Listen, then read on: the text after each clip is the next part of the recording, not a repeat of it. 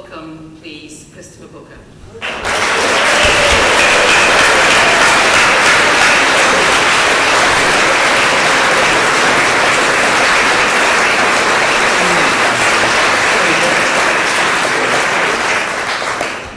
Thank you for such an amazing welcome. It's lovely to see you all here. It's a delight to be on this platform with Gerard and with my dear old friend Helen. And I must apologise for the fact that I wasn't able to come until the beginning of this final session because I was delayed at home. So I fear that I didn't hear all the words of wisdom you were treated to earlier. But I have a suspicion that the unholy mess which we are witnessing in Athens, in Cannes, in Brussels, and right across not just Europe but the world, has made this Bruges Group conference today slightly different from any that you've attended before. We've lived with this European project now for most of our lives, and even little Mr. Barroso has to admit that it is facing, the project is facing by far the worst crisis in all its 50, 60 years on this earth. We can say, I think, without question, that we are witnessing a moment in history. And that reminded me of a book which was fashionable some 20 years ago, which had the title, The End of History. It was a silly title then. It looks even sillier today. And I'd just like to quote some words that the author, Mr. Fukuyama, uttered in 1992 when he was trying to explain what his book was about. He said, "I believe that the European Union more accurately reflects what the world will look like at the end of history than the contemporary United States. I think it might have been more helpful if he had wondered what history will look like at the end of the European Union." Now, I wanted to say tonight a few words about two subjects close to my heart, which won't surprise you hugely. Two of easily the most important political issues of our time, two hugely influential belief systems which have guided politicians and shaped politics, one of them for slightly longer than the other. They both have a certain amount in common, and not least, they are both at the moment facing a quite unprecedented crisis. Now, one of them, of course, is the one that's brought us all together here today, the dream of welding all the nation-states and peoples of Europe happily together under a strange supranational form of government like nothing the world has ever seen.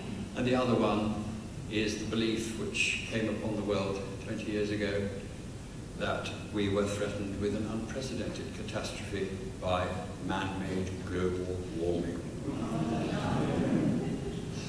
Now, both these issues have inspired our political class, and it's quite interchangeable which party one's talking about, apart from UKIP, of course, which hasn't quite got into the position of power that Gerard is dreaming of, but it will.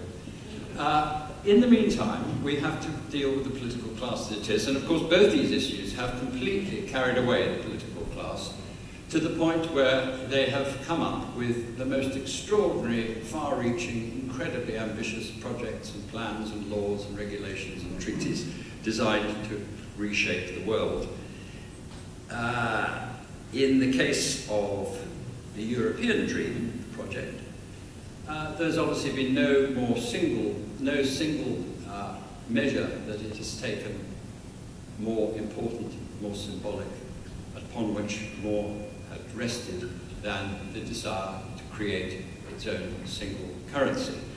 And in the case of the belief in global warming, we have seen, of course, an incredible range of measures, all ultimately designed to stamp out the emission of that evil pollutant gas, carbon dioxide, which is absolutely inseparable from almost all the activities of a modern industrial society. I'm sure many of you in this room have known about and think constantly about. Something called the Climate Change Act. Now, it's not hugely mentioned in the media, but it really is one of the most extraordinary things that's ever happened in this country, that almost unanimously 3 years ago, our politicians in the House of Commons voted through an act which committed us by law for the next 40 years, every year, to spend £18 billion on reducing our emissions of evil CO2 by 80%. It's, even on the government's own figures, it's by far the most expensive law that has ever been passed by a British Parliament. But of the 463 MPs who voted for it, who trooped sheep-like through the lobby in support of what Mr. Ed Miliband was proposing at the time, he actually did, for a brief moment, exercise a bit of power, Mr. Miliband. I don't think it's going to happen again. Not one of those MPs could have begun to explain how it would have been possible, or how it would be possible, to reduce our emissions of CO2 by 4/5 without closing down virtually the whole of the British economy. That is the sort of surreal fact which, alas, we have become increasingly used to in recent years. And in each of those, in the story of each of these great visions of our time, global warming, the dream of united Europe, we can see something of a similar pattern emerging. In the case of Europe, for a long time, the project seemed to be going pretty well. Treaty after treaty, more and more powers were handed over by the nation states to the centre, to this new, strange form of government above us all. But as it got nearer to its ultimate goal, it began to run into a number of difficulties. And this became particularly apparent, of course, when they tried to foist on us that thing called the Constitution for Europe. It took them 8 years to sweat away trying to draft this thing. They had to indulge in every kind of dishonesty and deceit, the treaty that dare not, the Constitution which dare not speak its name. And of course, as we know, when it came to the crunch, we had 3 important countries all deciding in referendums that this project was something about which they didn't like any longer what the project was up to. But they got their constitution eventually, by hook or by crook, and almost immediately they then found themselves plunged into this horrible, horrifying crisis which we are witnessing today over the other project, part of the project which was designed to be a crowning glory. The Constitution was described as the crowning glory, and of course the other great crowning glory is the euro, and we are seeing today what is happening to that one. Now, something of a similar pattern we can see in what's happened over global warming. Again, for a long time, it seemed as if everything was going the way of those who were warning us that we were facing this appalling catastrophe because of our dreadful emissions of CO2. And we had treaty after treaty, we had all sorts of laws being passed, we had the politicians falling in behind the science, and the science, for a while, looked quite plausible, because the science said that the CO2 goes up, and so temperatures will follow. And for about 15 or 20 years, that looked, as I say, quite plausible. But then, 2 or 3 years ago, a number of rather important questions began to be asked.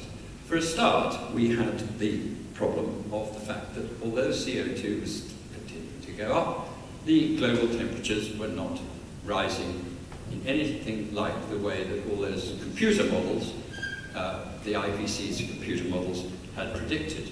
There was a disparity between the two. We had, of course, we had a number of more and more eminent scientists across the world, particularly in the United States, questioning whether this theory that CO2 is the cause of global warming was actually based on proper science at all. They were suggesting that there were actually much more plausible reasons why the temperatures of the world have been going up for 200 years, not for the last 20 years, and that the most important things of all were natural forces like shifts in ocean currents and variations in solar radiation. So you've got, for the first time, really serious questioning of the science, and of course we then had a curious event in Copenhagen 2 years ago, where there was indeed the largest conference the world has ever seen. Not often observed that, but there were 100,000 people came to that conference. All the world leaders were there, Mr. Obama was there, everyone was there. And it was, of course, a complete fiasco. Not least because by this time it was quite clear that we were not going to get world agreement on a treaty which was going to present mankind with the largest bill in the history of the world. Not least because the fast developing nations led by China and India weren't going to have any of it. And so Copenhagen collapsed. At the same time we got all those scandals surrounding the IPC, the holy IPCs, this fount of all wisdom. Is this me making this terrible noise? No? We had all those climate gate and all the other scandals which have really demolished the once holy reputation of the IPCC. In other words, we've seen the whole global warming thing in the last 2 years beginning to lose credibility, lose momentum, run out of steam. It has faced, as I say, a crisis, as indeed has the dream of a united Europe. In fact, what we can see in both these stories is something of a similar pattern emerging. And it's a pattern, in fact, we've long been familiar with, not just all the way through history, but we can see it reflected again and again in the world's story. It's the pattern of what happens when people unconsciously get caught up, individually or collectively, in what amounts to some act of make-believe which defies the reality of the world around them. Their wishful thinking leads them into a course of action which is seemingly so compelling and so important that everything else pales into insignificance beside it. But what then follows, the fantasy, make-believe, the dream, falls into a pattern which I call the fantasy cycle, where for a while all seems to go well, the dream stage, maybe quite a long time. But because ultimately it's based on a defiance of reality, this obsessive make-believe, things start to go wrong for it, what I call the frustration stage. And gradually reality begins to crowd in around the great dream. It starts to hit back.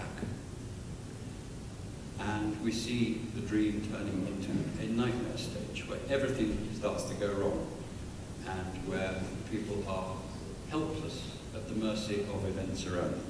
And this finally, the final stage is where a great collision with reality takes place, where the whole thing falls apart and the destruction stage. It's what the Greeks used to say, hubris meets with Nemesis. And that's what they were talking about. It's a pattern we see, as I say, all through history, all through literature. And I'm not sure that the Greeks of today, I'm not sure that Mr. Papandreou has actually realized that if he read the old Greek tragedies, he would know rather better what's going on to his country. This unhappy, sad country, as it finds that the Nemesis has arrived. The pattern of the euro, in fact, is a perfect example. It fits this pattern to a T, because if you remember, for a long time, it seemed that the euro, the great project, this crowning glory, was working reasonably well. And of course the poorer countries of Europe, Greece, Spain, Portugal, Italy, they couldn't believe their luck. Low interest rates, they could borrow billions and billions of imaginary euros, they could spend them, they could build horrible concrete houses, they could do all sorts of amazing things. But eventually they began to realize that all this imaginary money that they'd been spending was beginning to open up a huge mountain, or rather a bottomless pit of debt. And so we've seen this drama unfolding over the last year or two, where gradually the frustration stage has turned into a real nightmare stage, where the whole of Europe is now looking aghast at what's going on. It is indeed a bottomless pit. Is there indeed all the money in Europe? Could it fill that bottomless pit? We are looking at something quite extraordinary, quite unprecedented in the history of mankind. And it is a disaster which has been brought by the European dream, by the European Union, entirely on itself, ignoring all the good advice they were given in the 70s and the 80s, how it's not going to work unless you have certain preconditions. But they were so hell-bent on this supreme symbol of uniting Europe under a political and economic government that they charged ahead, and Nemesis is now at last beginning to close in on them. We haven't got there yet. We are living in another little sort of dreamlike period now, where we can see that disaster is coming, but the real disasters, apart from, of course, what is happening to a lot of people in Greece and Portugal and Ireland, the real disasters, I'm afraid for all of us, are still just round the corner, and that is going to be the story of the history of the next year or 2 or 3 or 5 or 10. Now, the fading of these great dreams, fantasies of our time, has, of course, left us, as that indicates, in one hell of a mess. The global warming scare may be at last running out of steam, despite the desperate efforts of its true believers to attempt to convince us to keep it in being. But we're still left with a political class, both here and in Brussels, which is firmly committed to the dream, or the vision, or the belief. We're still left with the Climate Change Act, committing us to a target which, if we could only get halfway to meeting it, would still be tantamount to Britain committing economic suicide. We are still left with Mr. Chris Hume.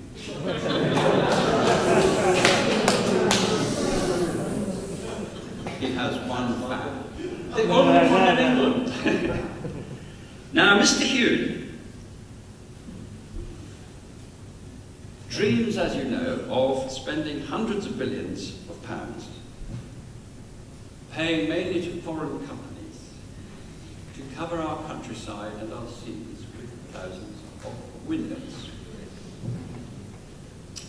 Totally useless windmills. Very expensive, totally unreliable, completely pointless, utterly futile windmills. And even if we decided that it wasn't very sensible to waste our money in this way, we would find, of course, that we are committed to building these silly things by our wholly unrealizable commitment to our masters in Brussels, that within 9 years we have to generate nearly a third of our electricity from renewable energy sources. It is just so stupidly mad that one just doesn't know where to begin. Currently, those stupid windmills produce just over 2%, and the thought that we could build 200,000 more, Mr. Hume, would you like? Still wouldn't work, because of course the wind doesn't blow half the time. We'd have to build lots of proper power stations to make up for it. We're still stuck with the government's carbon floor escalator, which some of you, if you were in business, will probably know about. Some others of you may know about it thoroughly, but it hasn't really been much written about by, or talked about by, the media at large. But this is in effect a tax on emitting CO2, charged on industry, on our electricity bills, and so forth. And if you look at it, it's an escalator. It starts not too much higher. We're paying £16, in 2 years' time, we're paying £16 a tonne for every tonne of CO2 emitted. I mean, we don't think of CO2 being in tonnes, but they've got ways of working that out. And they've certainly got ways of putting tax on it. But after that, it escalates. Eventually, it's going to go up to £17 a tonne. And there is no way, if this stays on the statute book, that we can avoid, within, say, 5, 6, 7 years, our electricity bills being doubled just by this tax, which will drive millions more people in this country into fuel poverty. Now, I've often said that Mr. Hume must rank as the minister. If you look at the whole of British history, I cannot think of a single minister who is less fitted for his job than Mr. Hume.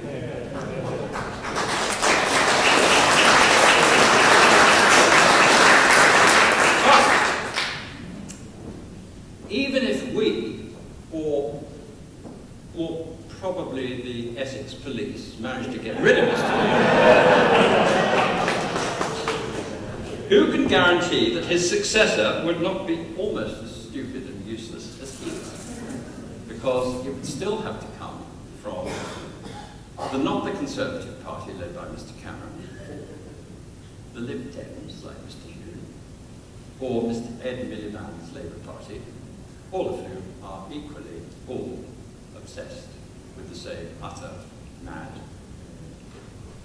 lunatic greed. So, that's the situation we're faced with and sooner or later there's going to have to be a crunch on this, because the whole of our energy policy is so mad, so self-destructive, so completely detached from reality, so lost in the fantasy world, that unless there is a real showdown and a real explosion of common sense that blows it away, and it's hard to see at the moment where it's going to come from, we really are faced with the most massive trouble in this country.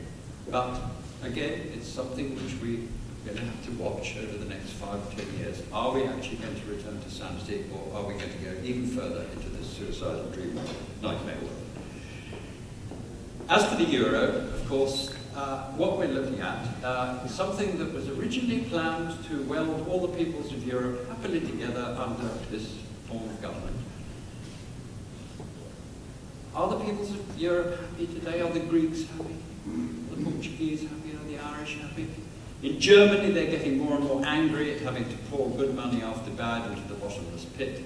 In Brussels, as Gerard said, they rush around like headless chickens, and all they can say is, what we need is more Europe.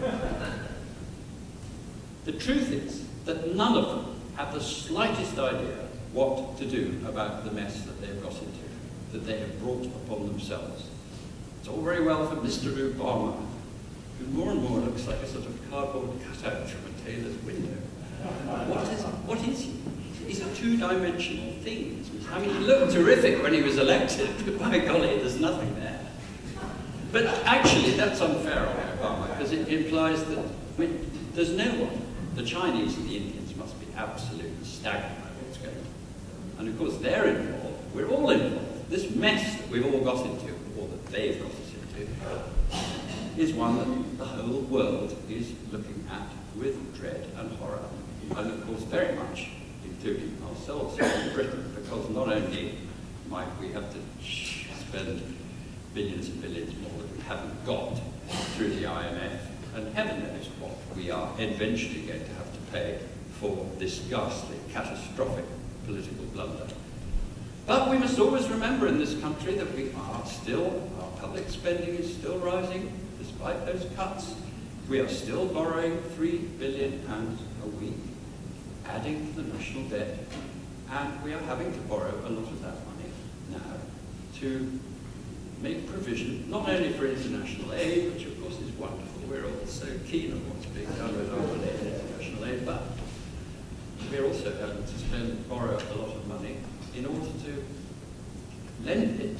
We borrow it, we lend it to the Greeks or whoever. They can't pay it back. So we have to borrow more money to pay the interest on the money we've paid. Come on, this is absolutely crazy. But all this brings me to what the future of the European Union has got a massive great question mark over it, but what about us here in Britain? What should be our relationship with it, which Gerard has already addressed in his own way. Undoubtedly, in terms of public opinion and the mood of many of our Tory MPs, and I think some of them probably are actually still Tories, the plates have undoubtedly been shifting. There are a great many more people today than there would have been even a year or two back who would have agreed with one of my favourite comments on this subject from a book called Statecraft by Mrs. Thatcher, Lady Thatcher. She wrote, and I'm sure quite a lot of you know this quote, because it is wonderful. It's just such a wonderful summing up of the situation. That such an unnecessary and irrational project as building a European superstate was ever embarked on, she writes, will seem in future years to be perhaps the greatest folly of the modern era. And that Britain, with her traditional strengths and global destiny, should ever have become part of it, will appear an error of the first magnitude.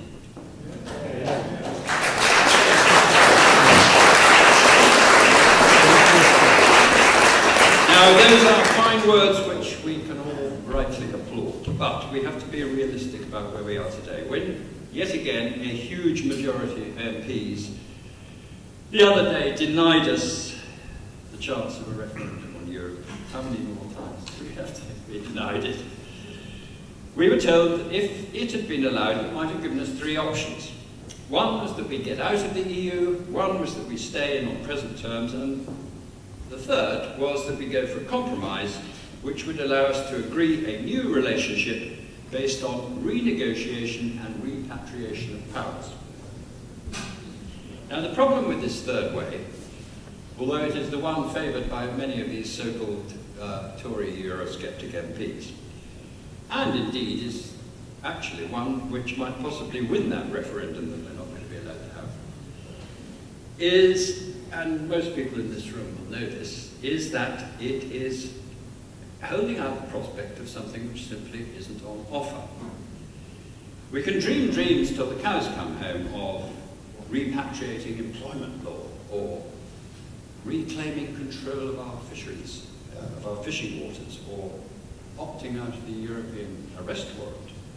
But anyone who talks in those terms hasn't grasped the most basic principle on which the whole of this project has rested since it was founded, which is the acquis communautaire, the great principle that once powers have been handed over by nation-states to the centre, they cannot be handed back. I recall years ago John Redwood, on a platform, was holding forth about how we must go to Brussels and ask for lots of powers to be repatriated. And he got a terrific hand from an audience not totally dissimilar to this one. And he got some very sympathetic questions. Yes, I think this is steering in the right direction.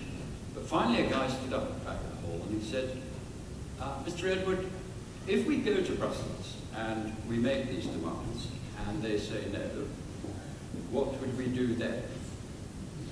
And Redwood looked, there was an awkward moment where he was trying to think what to say, and he came up with, well, then we would just have a very interesting conversation.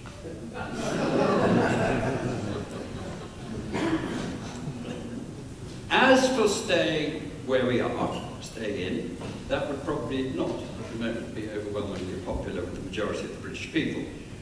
But I have to say it is equally doubtful, even now, whether we would actually get an overwhelming majority prepared to vote for us to get out, despite what the polls say. And I suggest that that is for an understandable reason. We would be asking them to step into the unknown without having prepared the way by holding out to them a properly worked out and positive alternative. Now, Gerard's had a go at that in his own way. I probably differ with him in certain respects on this, because the facts are that however unpopular the EU may have become here in Britain, and certainly it is more unpopular than it's ever been before, most people, including most of our politicians, have only a very hazy idea of how it actually works, let alone any real grasp of just how deeply enmeshed with it has become the whole of our own system of government in this country from top to bottom. Even if we were able to wave a magic wand and get out tomorrow, we would still find, as Gerard again has said, we would still find that a huge quantity of our laws had originated from Brussels, which could not simply be repealed overnight. But it's worse than that, because most people have little idea of just how 40 years being part of this European project have rotted away the ability of our politicians and our civil servants to think for themselves. We have not only lost the power to govern ourselves, we have lost much of our own ability to govern ourselves. If we here in Britain are seriously to consider life after the European Union, we have to start thinking now about just what that would mean in practice, and how we can offer the people of Britain a positive and practical vision of how we might once again learn what it is to be a self-respecting, independent country. And it is a hell of a mountain to climb. It is no good marking our discussions just on the wishful thinking that we could go to Brussels and ask, please can we have some of our powers back? If we really want to get out of this prison, this doomed make-believe form of government, which is going nowhere, in a world where so much of the future belongs to China and India and Brazil and other countries which are growing fast, we've got to stop indulging in our own little dreams and start seriously thinking now as to how our country might once again rebuild itself from the dreadful legacy Mr. Heath bequeathed to us 38 years ago. As it was described by the last true leader this country had, in whose honour this Bruges group was set up, that was indeed an error of the first magnitude. I'm sure everyone in this room agrees with that point. But if we are to undo that error, we have an enormous amount of work still to do. We have some very serious work to do. And our best hope, and I think we couldn't have said this with such confidence 2 years ago, possibly 1 year ago, is that the whole of this mad, make-believe fantasy project, the European Union, into which we were sucked 38 years ago, is now, for the first time, or more than, certainly far more than ever before, thanks to the collapsing of its prize project, it's beginning to look no longer like the future, but very much like a discredited past. And I suspect that over the next 5 years, a lot of the questions, wishes and dreams that we have about Britain's place in this ghastly system will in fact be very much influenced by the beginnings of the disintegration of something which, if it isn't going forward, can only, as they used to tell us, if the bicycle doesn't keep moving forward, it falls over. Well, I tell you this, the bicycle has fallen over. And we are all, in the end, going to look back and say, that was the moment when Britain began to emerge from a gathering nightmare.